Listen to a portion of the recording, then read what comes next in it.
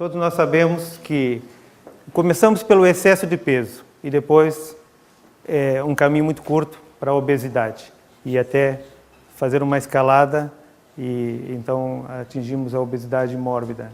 Então, nós podemos ver que começa muito cedo. Começa muito cedo na juventude, já quando somos expostos a alimentos muito calóricos. Então, o que vai acontecendo é que vamos ganhando excesso de peso e, na maioria das vezes, vamos caminhando para a obesidade. A imprensa, televisão, jornais, todos eles têm publicado manchetes sobre a importância de nós controlarmos o peso e também sobre os alimentos muito calóricos. Não só em Portugal, mas em todo o mundo. É uma preocupação constante. Então, nós temos aqui vários estudos que estão sendo realizados entre a população. Esse em relação a Portugal. Portanto, foi feito com uma amostra de 8.000 pessoas e num período de 2003 a 2005. Deu-nos aí uns valores em termos estatísticos de 39% dessa amostra, desse 8.000 e tal pessoas, tinham excesso de peso e 14,2% eram considerados obesos. A soma dos dois deu 53% dessa amostra de 8.000 pessoas, ou seja, mais da metade tinham excesso de peso ou eram obesos. E esses resultados não são diferentes de outros países. Nos Estados Unidos, no Brasil, em vários países, geralmente por aí, metade, um pouco mais que a metade da população. E vai crescendo, isto não está diminuindo. E tudo tem a ver com o excesso calórico. Muitas calorias, grandes porções alimentares e que realmente depois não são queimadas devidamente. E depois acontece, não é? Nesse estudo que nós vimos, eles também fizeram uma verificação em termos da distribuição dessa gordura. Portanto, eles viram que mais de 53% das pessoas tinham excesso de peso e também eram obesas. Mas a distribuição da gordura é que também está o perigo. Onde é que ela está localizada? Então, eles descobriram mais ou menos, os resultados deram mais de 47%, a gordura estava localizada na zona abdominal, que é a zona mais perigosa para doenças cardiovasculares, e diabetes, e dislipidemias, que é o colesterol alterado. Né? É essa gordura que está ali. Aqui nós temos a artéria aorta. Nós temos a artéria aorta, feito um corte na longitudinal. Né? Então, nós estamos vendo ali nas paredes da artéria a gordura que se acumula com essa alimentação rica em gorduras.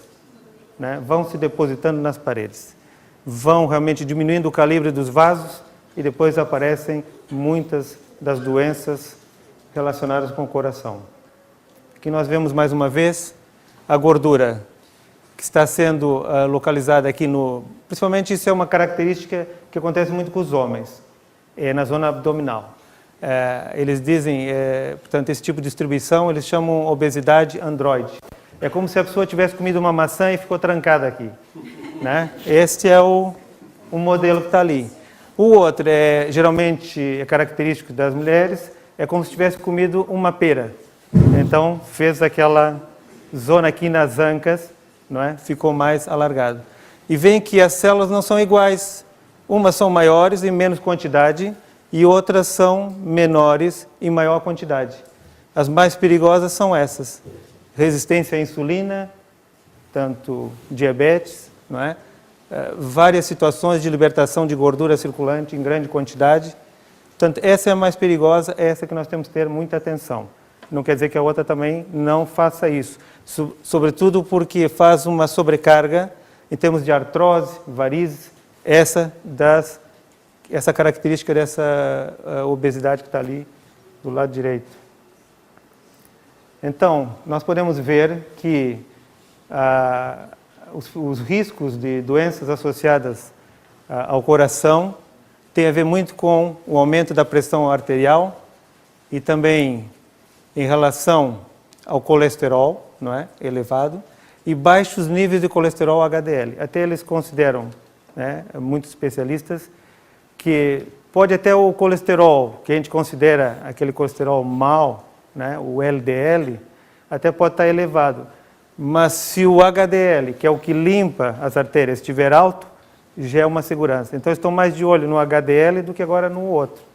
Portanto, níveis baixos daquele é um risco para doenças cardiovasculares. Então, podemos olhar sempre que tivermos as análises esse índice. Então, para o excesso de peso, nós podemos resumir em restringir a ingestão calórica a níveis adequados e prática de atividade física. Esses dois estão interligados, não basta só eu mexer com a alimentação. A atividade física é importante, em todos os sentidos, principalmente até em relação aos riscos das doenças cardiovasculares. Ou então, se nós não quisermos fazer isso, né, aqui em Portugal é feixe, né, acho que é feixe, a gente chama zíper. Então, a gente, em vez de pôr uma banda, né, no estômago, a gente põe uma banda na boca e a gente vai controlando as coisas melhor. A Sociedade Europeia de Cardiologia, ela declarou realmente que a causa principal de doenças, de mortes por doenças relacionadas com o coração na Europa, realmente é a doença cardiovascular, é a principal causa de morte na Europa. Portanto, não só na Europa, como na América, não são muitos os países que não têm esses riscos. Aqui nós podemos ver alguns fatores de risco para doenças cardiovasculares. O tabaco é um, né? Colesterol, o colesterol elevado, também a hipertensão e a obesidade. Nós estamos focando muito na obesidade, no excesso de peso, que é um fator independente, não tem nada a ver com os outros, é independente dos outros para doenças cardiovasculares. Portanto, é aí que nós estamos concentrando esse assunto. Que as estatísticas também indicam que pelo menos mais de 25 mil pessoas por ano morrem de doença cerebrovascular, tipo AVCs, e mais de entre 12 mil a 15 mil em relação a doenças ligadas à arteriosclerose, né? Aterosclerose. Agora temos aqui outros fatores de risco relacionados com as doenças cardiovasculares. Aquele ali está fazendo exercício com o comando, tá vendo? Está ali pendurado, está tentando equilibrar para ver se... Então é o sedentário, é a pessoa sedentária. Esse é outro fator de risco, né? Não faz nada, fica ali esticando. Ele está cansado, está deixando o tempo passar, como nós falamos. Alimentos ricos em gorduras é outro fator de risco. Estresse emocional também é um fator de risco. Também temos outro fator de risco, que é uma característica, uma personalidade. A personalidade I, não sei se vocês conhecem, já ouviram falar, a pessoa que tem a personalidade I também é um fator de risco para doenças cardiovasculares. Vocês estão vendo mais ou menos ali como é que ele está, não é? O I vem de irritação, impaciência. Então isso é um fator de risco. Quantas pessoas vocês já viram que o que provocou muitas vezes foi uma alteração do humor, uma irritação, e foi realmente aquilo que rompeu a corda e deu. Então, é um fator de risco também. E nada melhor do que nós realmente temos um controle sobre isso, né? Para nós podemos... Então, nós temos que ter uma dieta para o coração, temos que ter coisas que vão ajudar o nosso coração a trabalhar melhor, né? E o que nós vamos ver aqui é que nós podemos fazer algumas mudanças. No caso do tabaco, não é o caso que nós estamos falando do excesso de peso, pessoas realmente irem diminuindo até terminarem, né, com esses hábitos. E fazer a atividade física, 30 minutos é bom, se não conseguir fazer 30, 15, e aos poucos as coisas vão melhorando e a pessoa vai fazendo um pouco mais. Isso são hábitos que têm que ser alterados, senão nós vamos engrossar as filas dos hospitais e realmente vamos ter problemas graves, não só em termos físicos, mas em termos profissionais, toda uma desencadeia processo